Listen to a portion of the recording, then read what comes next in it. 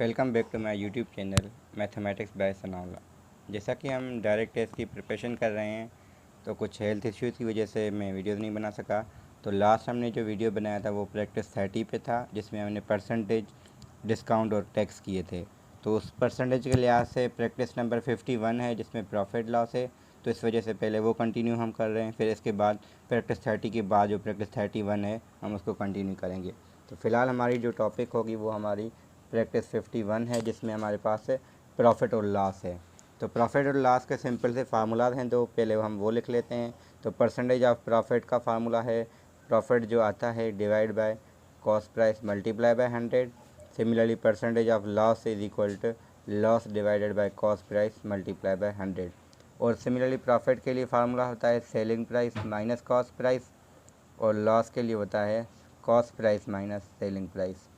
तो दो फार्मूलाज ये हैं, दो परसेंटेज के टर्म्स में हैं। तो मैनुअल मेरे पास नहीं है किसी रीज़न की वजह से, कि स्टूडेंट को एक दे दिया था, तो इस वजह से मैंने क्वेश्चन PDF से लिखे हैं, जो हम क्वेश्चन से इस प्रैक्टिस से अटेम्प्ट करेंगे। तो क्वेश्चन नंबर 1 है। तो क्वेश्चन नंबर 1 में सवाल था कि dealer professing to sell at a cost using 900 gram weight for 1 kg gram, what is gain percent. तो इसका मतलब ये था, प्रोफेसिंग का मतलब होता है कि चालाकी करना, कि अगर कोई ऐसा कर रहा है कि 900 का जो वेट है वो 1 kg के लिहाज से वो बेच रहा है, तो इसका मतलब ये है कि 1 kg को अगर हम कन्वर्ट करें तो हमारे पास 100 ग्राम बनेगा। तो इसका सिंपल सवाल ये है कि क्वेश्चन नंबर 1 में हम कह रहे हैं पहले उसके पास 900 ग्राम था, तो वो बेच रहा है 1000 के लिहाज से। तो एक्चुअल में इसको जो बच रहे हैं वो 1000 माइनस 900, जो कि होगा 100 ग्राम, यानी 100 ग्राम बचा रहे हैं, मगर हमें परसेंटेज फाइंड करनी है। तो परसेंटेज के लिए पहले हमने प्रॉफिट निकाला कि प्रॉफिट कितने ग्राम का आ रहा है, तो सेलिंग माइनस कॉस्ट, मगर सेलिंग यहाँ पे नहीं है, एक्चुअल में वो वेट है। तो ये भी करते हैं new weight minus previous weight, यानी जितना बचा रहा है वो इतना वेट है। तो परसेंटेज अगर फाइंड करनी है तो परसेंटेज ऑफ प्रॉफिट या गेन, अच्छा प्रॉफिट को हम गेन भी कहते हैं, इस बुक में गेन कह रहे हैं, कहीं पे प्रॉफिट भी कह सकते हैं। तो क्या फार्मूला था, 100 डिवाइडेड बाय कॉस्ट प्राइस। अब जब भी बचाएगा 900 के लिहाज से, क्योंकि 900 से जब भी लॉस होगा तो हम 1000 के लिहाज से 900 अगर बेच रहा है तो लॉस होगा, और 900 के लिहाज अगर 1000 में बेच रहा है तो वो प्रॉफिट होगा। तो इस वजह से हम डिवाइड करेंगे कॉस्ट प्राइस।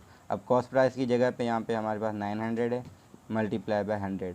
तो 0 0 से के साथ ख़त्म कर दें और 100/9 को सॉल्व करें तो आपको जो आंसर मिलेगा वो 11.11 समथिंग मिल जाएगा। यानी इसका मतलब ये कि 11% ये बचा रहा है। तो क्वेश्चन नंबर 1 को हमने ऐसे अटेम्प्ट किया है।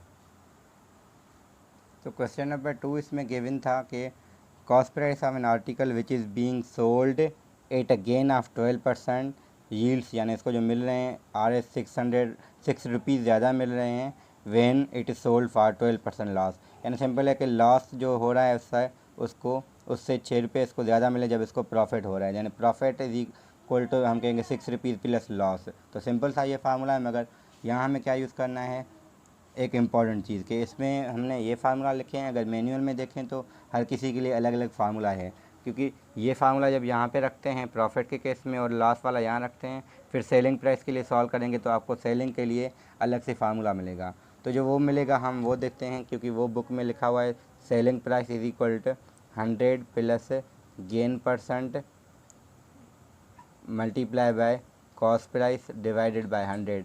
एक ये सेलिंग प्राइस के लिए है, और दूसरा इन टर्म्स ऑफ हमारे पास, और इन टर्म्स ऑफ लॉस हमारा होगा 100 माइनस गेन, गेन की जगह क्या होगा लॉस परसेंट, और multiply by cost price divided by 100। यहाँ फार्मूला में मिस्टेक थी, क्योंकि मैनुअल में उन्होंने मिस्टेक प्रिंटिंग की वजह से ये हुआ है कि जो 100 डिवाइड में वो यहाँ पे है, और यहाँ ब्रैकेट भी नहीं दी गई है, नीचे से बार दी गई है। तो इसका मतलब ये है कि जो कॉस्ट प्राइस होगा वो पूरे के साथ, क्योंकि मैंने फार्मूला ड्राइव किए थे तो ऐसे बन रहे थे, असल में ये फार्मूला ऐसे हैं, ये 100 यहाँ पे आया है उसमें, और ये 100 भी यहाँ पे था। और ये और मसला था कि यहाँ ब्रैकेट थी, मगर ये कॉस्ट प्राइस सिर्फ इसके साथ थी, हालांकि ये पूरी ब्रैकेट के साथ आएगी। तो हम फार्मूला ऐसे लिखेंगे। अब इस सवाल में है कि अगर किसी को प्रॉफिट और लॉस हो रहा है तो ऑब्वियसली है कि सेलिंग में चेंज आएगा, कॉस्ट तो उसकी वही रहेगी जितने में वो ले रहा है। तो सेलिंग अगर हम बढ़ा रहे हैं तो प्रॉफिट होता है, सेलिंग कम करते हैं तो लॉस होता है। तो इस वजह से हमारे पास जो फार्मूलाज होंगे, हम सेलिंग 1 कहेंगे, सेलिंग 2 कहेंगे ऐसे। तो इस फार्मूला में अगर हम पुट करें तो आपके पास सेलिंग 1 की जगह वैल्यू रखेंगे तो सिंपल फार्मूला ये है कि सेलिंग 1 जो आ रही है और सेलिंग 2 से 6 रुपीज़ ज़्यादा उसको मिल रहे हैं। तो ये फार्मूला हमने बना दिया। सेलिंग 1 में अगर वैल्यू रखें तो जाएगा 100 प्लस 12 डिवाइडेड बाय 100 और multiply by CP is equal 100 minus, क्योंकि लास्ट भी 12 थी तो divide by 100 multiply by CP plus 6। अब हमें सिंपल सा ये है कि CP के लिए सॉल्व करना है। तो इजी तरीका क्या है, इसमें 100 के साथ मल्टीप्लाई कर लें। तो 100 के साथ मल्टीप्लाई करने से फ़ायदा क्या होगा, दोनों साइड पे यहाँ मल्टीप्लाई, यहाँ 600 हो जाएगा तो ये कैंसिल होगा। सिमिलरली ये कैंसिल होगा, ये क्या होगा 112 CP और ये होगा 88 CP इज इक्वल प्लस 600। तो यहाँ से अगर हम देखें तो 88 यहाँ जाएगा तो माइनस में होगा, तो हमें जो मिलेंगे वो यहाँ से 24 CP is equal to 600। Simple सी एक इक्वेशन मिली। अब यहाँ से आप खुद CP की वैल्यू क्या निकालेंगे। यहाँ अगर हम CP के लिए सॉल्व करना चाहें तो इस सवाल को पूरा करने के लिए तो हमें CP is equal to 600 divided by 24 मिलेगा, और 24 की ऑब्वियसली यहाँ टेबल लगनी चाहिए। तो 4 की टेबल पहले लगाएं 6 टाइम, यहाँ 15 टाइम 0, फिर 6 की टेबल 1 टाइम, यहाँ 2 टाइम 3, यहाँ पे 5 टाइम। तो CP हमें मिला है 25, यानी 25 रुपीज़ उसकी ओरिजिनल प्राइस थी। तो अगर हम क्या होगा कि अगर इसको हम बेच रहे हैं सेलिंग प्राइस समथिंग पे, कुछ ये जो बनेगी और वो जो होगी वो सेलिंग प्राइस इससे 6 रुपये ज़्यादा होगी, क्योंकि इस पर प्रॉफिट हो रहा था, इस पर लॉस हो रहा था। तो हमारा सवाल मेन ये था कि कॉस्ट प्राइस हमें फाइंड करनी थी। लास्ट में इन्होंने इज़ लिखा है सवाल में, इज़ का मतलब है कि शुरू में कॉस्ट प्राइस का जिक्र था, इस वजह से हमें कॉस्ट प्राइस फाइंड करनी है। तो ये हमारा क्वेश्चन नंबर 2 हो गया यहाँ पे कंप्लीट। ये तो हमारी मजबूरी है कि हम मैनुअल को फॉलो करें, इस वजह से ये बड़े क्वेश्चंस आ रहे हैं, वरना इतने वो ज़्यादा होते नहीं है, क्योंकि मैंने भी करवाए हैं क्वेश्चन। अगर आप एप्टीट्यूड कारवान से करें तो वहाँ से इजी क्वेश्चन होते हैं, जो हमने फार्मूला सिंपल लिखे हैं वही है कि एक तो प्रॉफिट के लिए सेलिंग माइनस कॉस्ट, तो उसके लिए परसेंटेज का फार्मूला प्रॉफिट के लिए प्रॉफिट जो भी आता है कॉस्ट प्राइस से डिवाइड करके मल्टीप्लाई बाय 100 करें। सिमिलरली लॉस का फार्मूला कॉस्ट माइनस सेलिंग, फिर आप लॉस की परसेंटेज फाइंड करनी है तो लॉस को डिवाइड करें कॉस्ट प्राइस इंटू 100। मेन सब फार्मूला ये हैं। अब सवाल क्योंकि मुश्किल ये क्यों था, क्योंकि इसमें इन्फॉर्मेशन ज़्यादा थी। हाँ, इन सवालों में जो आ रहे हैं वो आपके पार्ट्स को आप MCQs बना सकते हैं, मगर इसको ज़रूरी नहीं कि ऐसे पूरे क्वेश्चन डायरेक्ट टेस्ट में आ जाएँ। फिर भी हम मैनुअल को फॉलो कर रहे हैं, क्योंकि मैनुअल को समझना चाह रहे हैं, इस वजह से हम इस पर क्वेश्चन कर रहे हैं। तो सिमिलरली क्वेश्चन नंबर आपके पास यहाँ से 6 भी इसमें है, जो इंटरेस्टिंग मुझे लगा कि करवाना चाहिए कि a salesman sold book at 5% of market price instead of, यानी सिंपल है कि उसको डिस्काउंट करना था 5%, उसने 5% पे ही सेल कर दिया है। अब उसने अगर इतने में बेचा है तो उसकी क्या प्राइस होनी चाहिए ताकि उसको प्रॉफिट हो। तो सिंपली है कि इसको जो मार्केट प्राइस पे बेचना था, मार्क डिस्काउंट पे बेचना था, इसने क्या किया है 5% पे बेचा है। तो अगर 5% पे बेचा है तो इसको हम देख सकते हैं कि 5% ऑफ द ओरिजिनल प्राइस है, वो जो इन्होंने दी है 4.20, क्योंकि इतने में बेचा है और वो एक्चुअल में 5% है। तो हम एक्स कैसे निकालते हैं, 4.20 मल्टीप्लाई बाय, जो डिवाइड में यहाँ 100 था यहाँ मल्टीप्लाई में आएगा डिवाइड बाय 5। तो यहाँ जो एक्स की वैल्यू आएगी ये हम पहले फाइंड करेंगे। तो 1 टाइम 20 टाइम 5 की टेबल लग गई। अब 20 को इससे मल्टीप्लाई करें तो 2 को हम 42 के साथ करते हैं तो 84 आता है, और 0 की वजह से पॉइंट आगे चली जाएगी। तो इसकी डायरेक्ट ट्रिक ये है कि एक्स का वैल्यू हमें, क्योंकि हमने डेसिमल्स किए हुए हैं पहले प्रैक्टिस 10 to 15 में, तो वहाँ से हम डेसिमल भी यूज़ कर रहे हैं।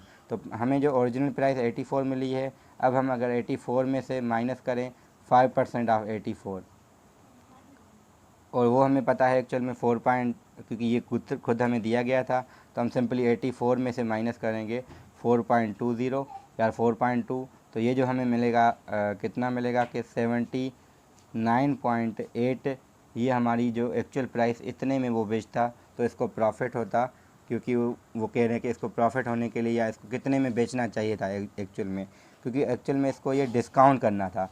तो डिस्काउंट की वजह से हम परसेंटेज वो निकाल के माइनस करते हैं। इसने गलती क्या की थी कि इसने ओवरऑल की परसेंट 84 का 5% उसने में बेचा, तो इस वजह से इसको ऑब्वियसली लॉस होगा। मगर वो लॉस की बात नहीं कर रहे थे, उन्होंने ये बताया कि इसको डिस्काउंट करना था। एक्चुअल में उसने गलती ये की कि उसने परसेंटेज पे बेच दिया, तो इस वजह से इसको ऑब्वियसली ये कि इस प्राइस पे बेचना पड़ा था। तो सवाल का मकसद क्या था कि अगर कोई गलती कर रहा है 5% पे बेच के, वो ये है 5% ऑफ समथिंग इज इक्वल ये है, और डिस्काउंट पे बेचना होता है तो वो 5% निकाल के माइनस करते हैं। हमने क्यों नहीं फाइंड की इसकी, क्योंकि वो हमें गिवन थी तो वो हमने यूज़ किया है। तो क्वेश्चन नंबर 6 से ये ऐसे ही हो गया हमारा। और क्वेश्चन नंबर 9 था आई थिंक, अब मैंने लिखा तो था, याद नहीं कि कौन सा नंबर है, तो वो भी इंटरेस्टिंग क्वेश्चन है इसमें कि क्वेश्चन नंबर कह रहे हैं कि अ मैन सोल्ड हाउस इतने में, ठीक है, 570000 विद 5% लॉस। अगर उसको इतना परसेंट लॉस हो रहा है तो इतना परसेंट प्रॉफिट के लिए इसको कितने में बेचना चाहिए था। तो यहाँ हमें सेलिंग फाइंड करनी है, मगर इसके केस में हमें सेलिंग पता है, कॉस्ट फाइंड करने हैं।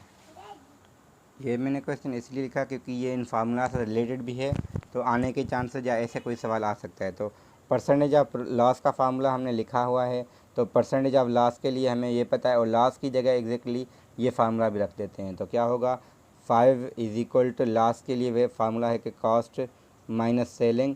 अच्छा, पहले फार्मूला लिखते हैं, परसेंटेज ऑफ लॉस, ये लॉस के लिए फार्मूला लिखा, divided by cost price multiply by 100। अब हमें यहाँ कॉस्ट प्राइस नहीं पता, सेलिंग पता थी, तो कॉस्ट प्राइस क्या होगी वही हम फाइंड करनी है। सेलिंग हमें पता है 570000 divided by cost price multiply by 100 is equal to 5। तो यहाँ से हम सिंपली यहाँ मल्टीप्लाई करेंगे सीपी, और सीपी के लिए सॉल्व करेंगे तो ऑब्वियसली हमें यहाँ से कॉस्ट प्राइस मिलेगी, कुछ भी होगी वहाँ से, ये हमें कैलकुलेट हम इजीली कर सकते हैं। आगे क्या करना है, हमें ये फार्मूला अगेन यूज़ करना है। तो क्या होगा, 20 हमें गिवन है, प्रॉफिट के लिए सेलिंग माइनस कॉस्ट रखें, divided by cost price multiply by 100। मगर इस केस में हमें सेलिंग फाइंड करनी होगी, कॉस्ट क्या होगी, वो यही कॉस्ट होगी जो हम पहले फाइंड कर चुके होंगे। तो ये यहाँ रखेंगे तो हमें सेलिंग मिलेगी, अगर इतनी सेलिंग होनी चाहिए कि हमें इतना परसेंट प्रॉफिट हो। तो ये बताने का मकसद ये था कि हम दोनों फार्मूला एक सवाल में यूज़ कर सकते हैं सिंपल वे से, और ना कि क्वेश्चन नंबर 2 की तरह जैसे उन्होंने बहुत मतलब कंफ्यूज करने के लिए क्वेश्चन थोड़ा बढ़ा दिया था। तो इस क्वेश्चन में इजीली क्या करना है, एक में से कॉस्ट निकालेंगे, वो दूसरे में पुट करेंगे। सेलिंग पहले ये होगी तो लॉस हो रहा है, अब सेलिंग क्या होनी चाहिए, तो हम कह रहे हैं ये होगी जो हम फाइंड करेंगे। तो क्वेश्चन नंबर ये किया हमने, और बाकी क्वेश्चन आप अटेम्प्ट करें, ना हो तो फिर कांटेक्ट कर सकते हैं, मैंने कांटेक्ट मेंशन किया हुआ है।